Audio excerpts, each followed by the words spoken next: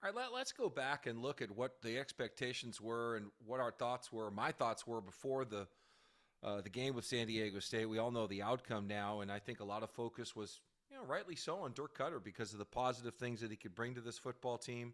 I thought that he would take advantage of whatever Taylor Green did the best, and after watching everything we saw, the zone read game, the keeper game, the scrambles, that's what he does best. Does he drop back on third and long and read defenses and get to his third read? Nope, that may not come for another couple of years for him or a couple of games. Dirk's going to have to break that down. That's not his strength right now, and we can see that. I also don't think Vidlak is unless they get into a situation where they've got to throw a lot. I don't know how much more we will see of him. It was good to at least see him give an opportunity, get an opportunity that tells me there's some potential with him, and that's a positive thing because he was never discussed. He never got playing time, and so you could only assume he's not ready, he's not good enough, however else you want to look at it. And there was ample opportunity for other quarterbacks to get some snaps. So I think Dirk took advantage of what Taylor Green is strong at. They didn't throw a lot of 50-50 balls. They threw a few. I know Dirk loves to be aggressive. I thought it was important that Boise State had a lot of possessions on offense in this football game. Previous to this game, their high was against Oregon State at 15. Their low was against UTEP at only 10. They got 15 possessions against San Diego State in this game. And I didn't know whether Dirk would be in the box or on the field.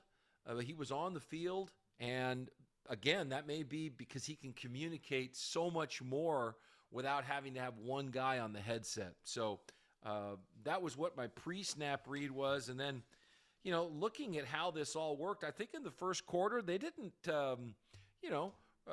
run the ball poorly. I thought they ran it decently in the first quarter. I think there were some shaky throws by Taylor Green, and that, I'm sure, sort of set them back going, wow, okay, this doesn't look great when he has to throw the football. But they did come up with the Crow and Halani two-back look and the zone read, and then Genty came in by himself. I think there's going to be a lot of development on all that cross action you saw with Crow and Genty. Can take in where Halani came in with Crow. Maybe he can do some of that as well. There's a lot of misdirection. You saw Davis Cutter try a double reverse pass and smartly didn't throw it. But there's also a lot of quarterback keeper that you can run in with this other scheme that, really reminds me as much or more of Air Force, than anything else. And if you watched the broadcast on FS1, they were harping on Boise State creating an identity. Well, at one point they ran 16 straight times. All right. So the identity, is that going to be the new identity that they're going to be Air Force? I know this.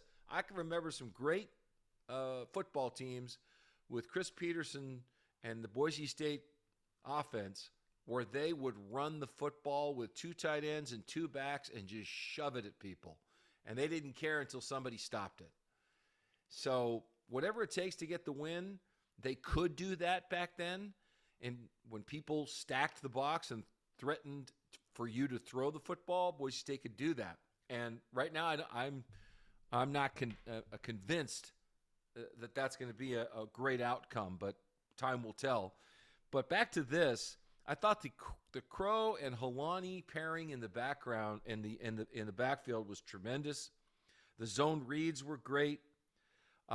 Genty ran into the boundary quite a bit. He came in as one back.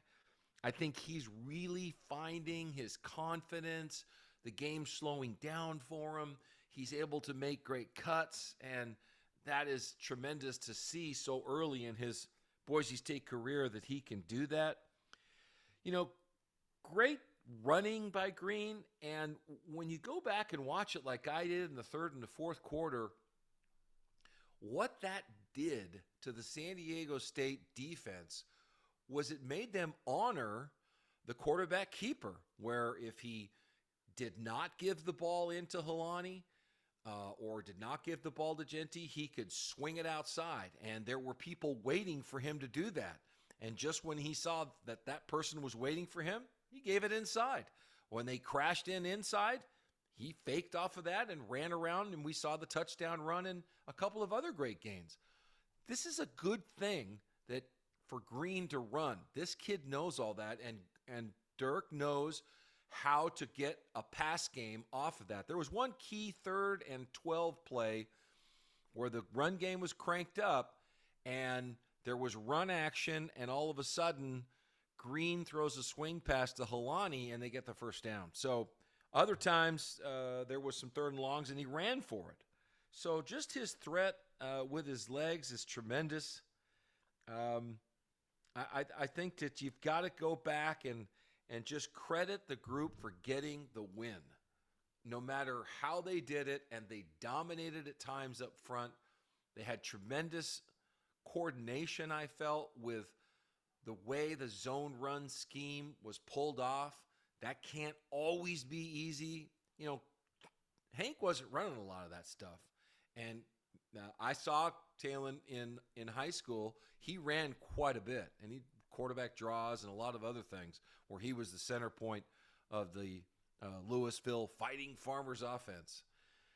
So there's a lot to grab onto here for the future and where this offense moves. You could see, go back and watch some of that off that cross action with Helani and Crow especially. There's a lot of other counter plays where Dirk can come up with some other options. The first half, Boise State at times putting, really 9 guys down there. 9 guys. And trying to run the football between the tackles. And they changed some of their tactics. Dirk may or may not ever tell us why or how, but still, a great effort and a win that I think they really needed. Of course, San Diego State, 3rd quarterback in the game. You just can't do it that way. That was a very difficult at times first half to watch. Pretty frustrating, but it didn't turn out that way. So there you go. Boise State wins on the ground, pounds it. Great play calling.